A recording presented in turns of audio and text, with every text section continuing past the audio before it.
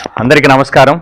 కష్టాన్ని గుర్తించే నేత్రం, కన్నీటిని తుడిచే హస్తం నేస్తం ఆధ్వర్యంలో నేస్తం వ్యవస్థాపకులు జలీల్ అహ్మద్ గారి నివాసం దగ్గర మనం అందరూ ఉన్నాం. ఈరోజు ఒక విశేషత ఉంది.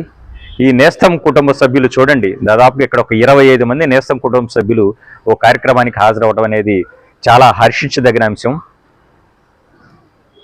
కీర్తిశేషులు డాక్టర్ పెమ్మరాజు కూనయ్య పంతులు గారు 1926వ సంవత్సరంలో కొన్నెపాడు గ్రామంలో జన్మించారు. వారి 100వ శత జయంతి ఉత్సవాల సందర్భంగా గత సంవత్సరం వారి కుటుంబ సభ్యుల సౌజన్యంతో గవర్నమెంట్ ఫీవర్ హాస్పిటల్ నందు కొన్ని సిమెంట్ బెంచీలు, అదేవిధంగా వాటర్ డిస్పెన్సర్ అందించడం జరిగింది. అదేవిధంగా గత సంవత్సరం జీజీహెచ్ దగ్గర వారి పేరు మీద అన్నదాన వితరణ కార్యక్రమం చేపట్టడం జరిగింది. ఈరోజు ఇక్కడ ఒక అవసరమైన వ్యక్తికి, చిరు వ్యాపారికి తోపుడు బండి ఇవ్వడం జరుగుతుంది. రానున్న రోజుల్లో వారి సౌజన్యంతో మరిన్ని కార్యక్రమాలు చేపట్టనున్నారు వారి కుటుంబ సభ్యులు. ఈ శత జయంతి ఉత్సవాల సందర్భంగా వారు పలు పిహెచ్సిలు, ముఖ్యంగా ఉమ్మడి ఆంధ్రప్రదేశ్లో అప్పుడు తమిళనాడు, ఆంధ్రప్రదేశ్ కలిపి ఉన్నప్పుడు BA చేయడం జరిగింది. అదేవిధంగా రాష్ట్ర విభజన తర్వాత మద్రాసు నుంచి వారు వైద్య విద్యార్థిగా గుంటూరుకి ట్రాన్స్ఫర్ అవ్వటం, ఇక్కడ మెడిసిన్ పూర్తి చేయటం, తర్వాత వారు పలు పిహెచ్సిలో పనిచేయటం, అదేవిధంగా టీబీ శానిటోరియంకి సూపరింటెండెంట్గా పనిచేయటం, అదేవిధంగా గవర్నమెంట్ హాస్పిటల్కి ఆరంభంగా చేయటం కూడా జరిగింది. వారు వైద్య రంగంలో చాలా నిజాయితీగా, నిస్వార్థంగా, చిత్తశుద్ధితో వారు వైద్య సేవలు అందించారు. మనిషి తాను విత్తిన పంటనే సేకరిస్తాడు అనే నానుడికి నిదర్శనంగా వారి కుమార్తెలు కావచ్చు, వారి కుమారులు కావచ్చు, వారి వారసులు, వారి అల్లుడు గారు జలీల్ కావచ్చు, వారిలో ఉన్నటువంటి సద్గుణాలని, మంచి లక్షణాలను అలవర్చుకొని సామాజిక బాధ్యతలో భాగంగా సామాజిక స్పృహ కలిగి సమాజానికి ఉపయోగపడే కార్యక్రమాలు చేస్తూ వారు చేయటం ఒక ఎత్తు అయితే, నలుగురిని ప్రేరేపించి నలుగురిని వారిలో కలుపుకొని ఆ సేవా కార్యక్రమాల పరిధిని విస్తృతపరిచి సమాజంలో గల అనాథల, అభాగ్యాల అభ్యున్నతికి దోహదపడుతున్నారు.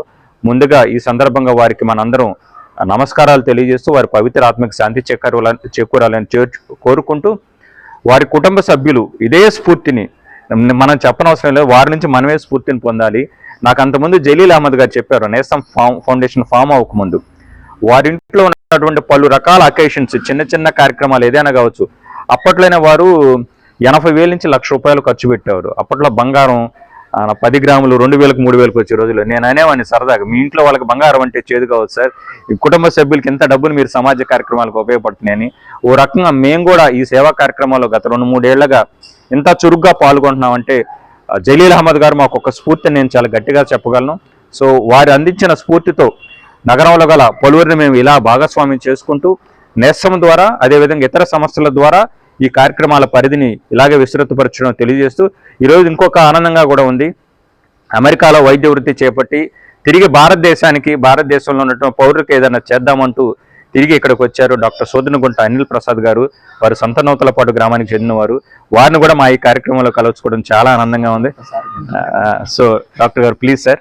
సో రానున్న రోజుల్లో వారి యొక్క సహాయ సహకారాలతో, వారి సూచనలతో మా సేవా కార్యక్రమాల్లో కూడా వారిని పాలు పంచుకోవాల్సిందిగా కోరుకుంటున్నాం. అదేవిధంగా నేస్తం సభ్యులందరూ అదేవిధంగా ఇప్పుడు ఈ కార్యక్రమం తర్వాత ఈరోజే డాక్టర్ కీర్తిశేషులు డాక్టర్ పెమ్మరాజు కూనయ్య పంతులు గారి వారి జ్ఞాపకార్థం బ్రాడీపేట నందు గల శారదా నికేతనం నందు మనం నేస్తం ఫౌండేషన్ ద్వారా అడాప్ట్ చేసుకున్నటువంటి ఒక పాపకి ఈ సంవత్సరానికి గాను ₹15,000 ప్రతిభ గల పేద విద్యార్థులు కూడా అందజేయడం జరుగుతుంది. తను విద్యను సులువుగా, అక్కడ శారదా నికేతనంలో విద్య అనేది ఫ్రీ, కానీ అక్కడ ఉన్న వసతికి మనం 15,000 కట్టాలి.